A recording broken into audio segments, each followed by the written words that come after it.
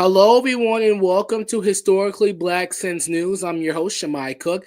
Tonight, we have a great show in store for you, so let's get started. Our first guest tonight is a proud alumna of Spelman College and a current grad student at the University of Texas. Please welcome Sydney Yael Wilson to the show. Hello, Sydney.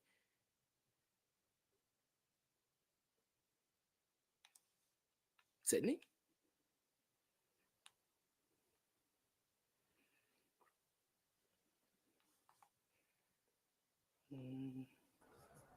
Hi, how are you Hi, today? sorry about that. Sorry for the delay. Thank you so much. It's live television. What are we going to do? But how are you today, Sydney? Thank you so much for coming on. I'm doing great. How are you? I am well. Listen, you are a current women's genders and sexuality studies graduate student at the University of Texas. Did I get that correct?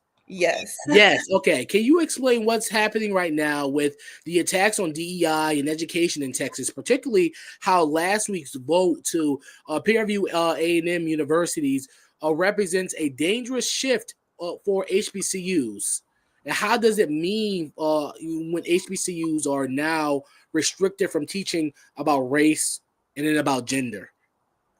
Yes, these are all great questions. So, the first thing I want to make clear is the fact that this has been coming for multiple years. As early as 2023, Senate Bill 17 was passed here in Texas, which abolished DEI. But at that time, it didn't go into changing the curriculum as we're seeing now. But the abolishment of DEI has led to the first real crackdown in political surveillance in higher education. Also, with Senate Bill 37 passing, faculty councils were abolished at universities, especially like at the University of Texas. My school is currently over complying with everything.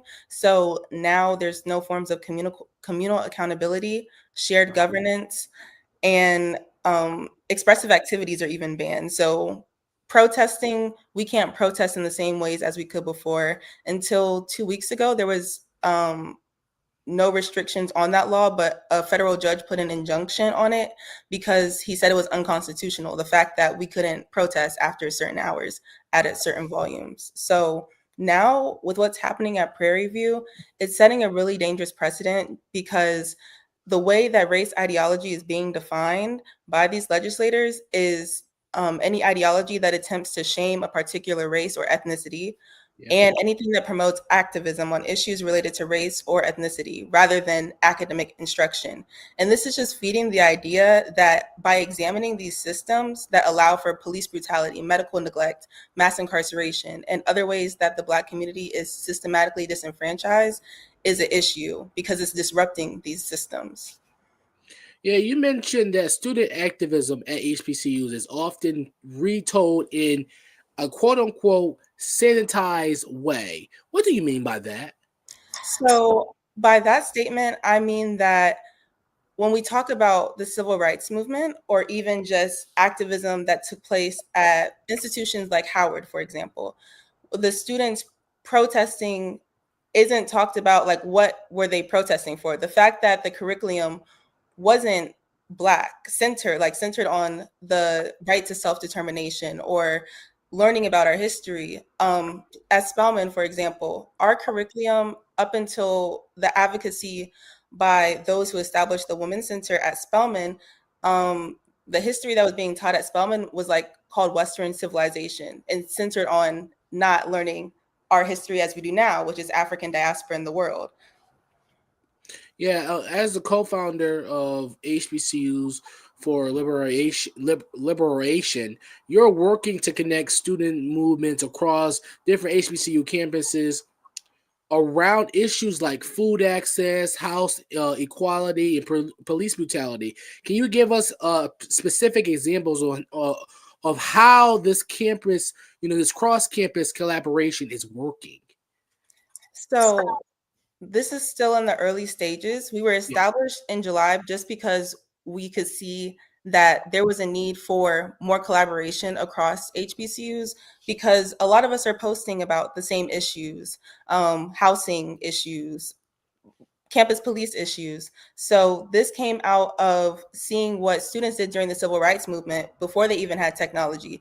Organizations like the Student Nonviolent Coordinating Committee, they actually got delegates from each HBCU that they could and collaborated. So it's with this understanding that with technology now, we have an opportunity to go even further than our ancestors and are able to talk about the issues that are happening and educate and mobilize around them. So some of the things that HBCUs for Liberation really wants to encourage HBCU communities to take part in is the divestment and boycott campaigns that are happening. So getting secondhand technology instead of new technology, based on the exploitation that's happening in the Congo currently with the genocide happening there.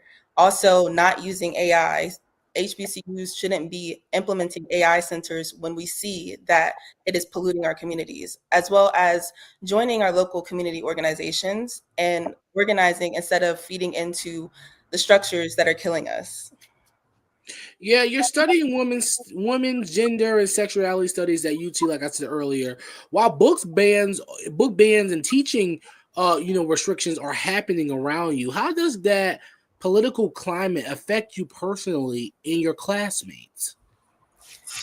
Yeah, so this is a completely different environment than not just even just coming from Spelman at HBCU, but the fact that I studied comparative women's studies at Spelman. Spelman is the only HBCU with the women's studies program. And being there was the first time I had the opportunity to learn about the political, social, and economic needs of Black women.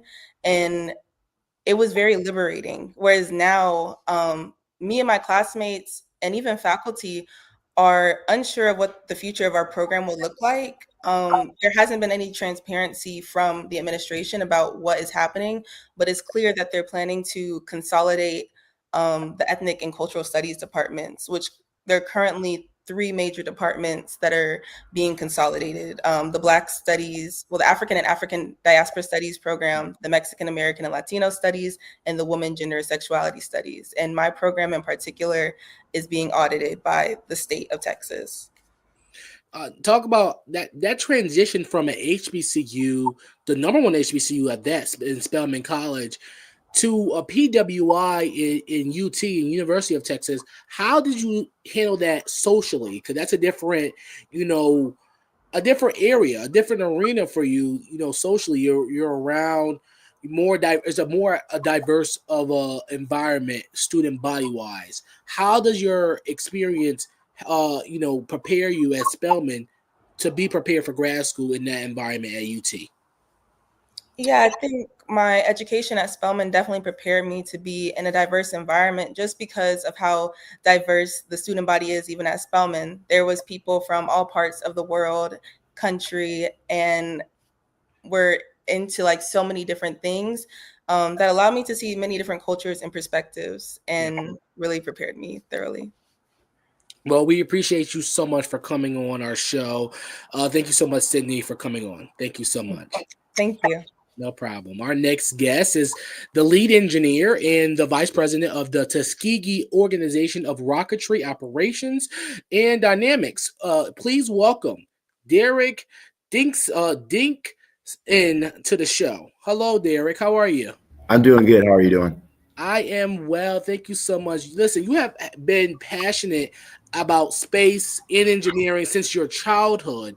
What was the moment that you realized this wasn't just an interest? This was going to be your career path. That's a great question. I'll say I feel like that moment for me was visiting the Johnson Space Center in my junior year of college, not college, high school. Visiting the Johnson Space Center, and I saw those gigantic rockets they have there, and I was just inspired with the feeling of that's something I want to do. These are machines that I want to help build, and from there I just knew I'm going to do aerospace engineering, and that's where now here I am now at Tuskegee University. And what brought you to Tuskegee? Yeah, that's a great question. Tuskegee University is the only historically Black college and university that has an aerospace engineering program, and I want to study aerospace and I want to go to a HBCU, so there's no other choice for me. I understand that. Listen, you as a co-founder of Turodyne, you are aiming to take an HBCU rocketry team further than ever before. What does that mission mean to you personally? Yeah. So only one college team has ever, built a rocket to reach the Kármán line, and that's University of Southern California Rocket Propulsion Laboratory. And they set a high bar. And me personally, I was just very, I feel like that's every, aerospace engineering major, every space enthusiast's dream is to, go to space, touch space. And that's always been my dream, to build something that's capable of going to space. So for me, it's just the allure of, building something that's going to go to space, go farther than, any other amateur rocketry team, has really ever been able to do. So yeah, I just it's just always been a dream. Space has always been a dream. It's always been a goal, and it was something that my teammates here at Turodyne, we all came together with that shared mission. Yeah, you earned level 1 and level 2 high, power rocketry certifications in just 2 months, and we're already designing a level 3 rocket. What challenges come with building a rocket, from scratch? That's Yeah. that's tough. Yeah. So there are a couple challenges. So you have to design your rocket to be able to fit within the parameters of your launch site. So that includes the height of the waiver, how high the rocket can actually fly, and then you have to be able to efficiently make an aerodynamically stable structure. So that entails, the nose cone geometry, the length of the overall rocket, the fin geometry. All these things go into effect when you're designing a vehicle, and then building a vehicle is a whole nother thing.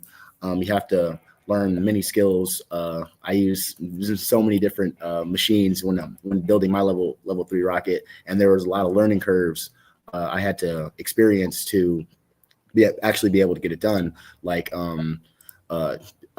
curing the epoxy resin to solidify all the parts together. That's something that I hadn't had too much experience doing on a large scale before, so that was a large learning curve I had to learn. And then just the different techniques that go into building a high power rocket, like reinforcing the fins. I reinforced the fins on my rocket using a carbon fiber and fiberglass layup. So that's something else I had to learn. So it's just depending on how you're designing a vehicle and then how you plan to build it, you have to learn many skills to actually be able to accomplish it. Listen, we appreciate your expertise here. Your achievements have also earned national recognition, including the Distinguished Scholar Award from the Wings Club Foundation. What did this honor mean to you, and what does this outlook mean for your future? I was honored to receive that award. It was an amazing experience. The gala in New York City. It's the first time I've been in New York City. Wow. And I think I really made my parents proud. They were extremely happy to hear about it. And the scholarship that I received was very, very helpful. It's helping me right now, with to afford things for my school and also pay for my tuition here at Tuskegee University. And I think it's very important that us students at HBCUs, that we're represented, up there with some of the top schools and scholars in the country, so that we can show other people that we can accomplish great things. Thank you so much, Derek. We appreciate you coming on the show, and best of luck to you. Yes, thank you so much. Thank you so much. Let's bring in Heaven Cunningham, the wonderful Miss Cheney, University of Pennsylvania. It's long time no see, sister. How are you? Greetings. I am doing amazing. How are you, Shemai? I am blessed, black, and highly favored. I'm so delighted to see you tonight. And I just want to say Deuce is not here. Deuce Tucker, our colleague, here at Historically Black Sis. But I wanted to say happy belated Founders Day to him and the other brothers of Omega Sci-Fi Fraternity Incorporated. I really wanted to say that before we get into our group discussion. Thank you to all of our guests for coming on. All right, Heaven, you're here, so that's dive right in. There's a trend on social media, showcasing HBCU students in their quarter zip and suits. So many students have stated that since attending their illustrious HBCU, that this is the norm to dress professionally, and is being a part of professional opportunities. It's not just a trend. So let's discuss. Heaven, how do you love, this is probably a given. It's an obvious question because you're, the Miss Cheney, the first HBCU ever in the country, or in the world, as they say. Students say dressing professionally isn't just a trend at HBCUs, it's a norm. Is this true? Amen. I believe that definitely is true. Of course, at Cheney University, we have well-dressed Wednesdays, so we wear professional attire every Wednesday religiously on campus. Yeah. So I am used to seeing quarter zips and button-ups. I think that what I love the most about this trend is that it is transcending into even trickling down to teenagers, just everyday young Black men kind of taking a different tone from their normal everyday lifestyle, wearing sweatsuits and Nike Techs and trading that in for quarter zips and button ups. And I believe that HBCUs can definitely highlight this trend a little bit more professionally, that it's not just about going to a job interview, like back in the days. It's about how you present yourself every day, just walking down the street, because you are your brand and you are your network. So I love the quarter zip trend. No doubt. Listen, I totally agree. I think I was ahead of the trend because I've been dressing up in suits every day of my life since I was in elementary school. Yes. So I think I was ahead of my time before this trend, before TikTok was a thing. So I love wearing suits, and nobody should shade you for wearing what you like to wear and just being professional. It creates a great conversation as well. Mm-hmm. All right. How do you feel dressing up actually boosts your confidence? Does that actually help boost your confidence, Heaven? Do you think so? Yes. Dressing up definitely boosts your confidence, because how you feel on the inside, sometimes it does matter how you put yourself together. Of course, that confidence is not... the clothes doesn't give you the confidence, but it's about how you wear them as well. So if I feel as though I'm professionally dressed, I feel like I can step into any room and I'm ready for this meeting. Whereas, just a change of scenery, I feel like even like a new hairdo, different things like that can make you have confidence boost. So of course, being professionally dressed, and women, we can wear some suits too as well. Oh yes, we see. I personally put on a suit. Our first female vice president knows how to wear a good pantsuit. Okay, Harris. So I think she's the queen of pantsuit. So women can wear suits and pull it off probably even better than the men sometimes. But we digress. But listen, same thing. I concur with you said. When I get a good suit, when it fits right. And you look sharp, especially like you said with the hair. When the brothers get our fresh haircut. Okay, you can't tell me nothing. You can't. When I step into our studio, to a studio or to a game I'm covering, to a store I'm covering, you can't tell me nothing. Okay, when I see myself in the camera, it's time to go. I'm feeling myself, but like you said, it boosts your confidence. It makes you feel like you could take on the world, and I think I definitely concur. But listen, there's something about a great suit, or like you said, a dress or something like that. It's something about it. It's something about it. All right, how do professional habits carry over into internships or other jobs? Post graduation. Go ahead, Heaven. Professional development. So I think that ties back into our first point about HBCUs. So the reason that we have well-dressed Wednesdays is not just because we want to have a fashion show on campus. It's because we're reinforcing that idea of professionalism within the workplace. And that is not just about wearing a suit. It's not about having the freshest outfit. It's just about being appropriate. Let's start there. So I think that a lot of the times we don't understand why, especially for women, we don't understand why showing skin is inappropriate, why certain graphics and brands that you display are inappropriate. So that can look as simple as a button up in slacks. It doesn't always have to be fully formal, but being professional in these settings translates to you on the outside world, and that it doesn't feel uncomfortable now when you have to wear this outfit in front of someone you have to create a business plan and a pitch to. That is just second nature. And you don't always have to wear name brand stuff to put nice clothes Exactly. on. I feel like we live, especially in our generation, because heaven, we're both class of 26. Thank God we're done in May. God bless us, right? But I think in our generation, we live in a time where, if you got to have the Prada, you got to have the Gucci, you had to have the polos. That's very popular in our community. The Ralph Lauren, we have to have the name brand. When you can go to a thrift store and still look fly with, and still look put together with the same Gucci suit or Gucci pants, whatever, and you wouldn't even know. So I feel like it's a mindset, mind over matter. And like I said, you don't need these name brand stuff. Listen, if you can afford it, God bless you. Listen, that's your ministry. That's not me. But even if I'd rather spend that money on $1,000 shirt to go have a good time with my friends or go out with something. It's other priorities. Different people have different priorities. But I feel like, you don't, the more of the story of this, what I'm trying to say, you don't need to have big name stuff to feel nice or have nice clothes.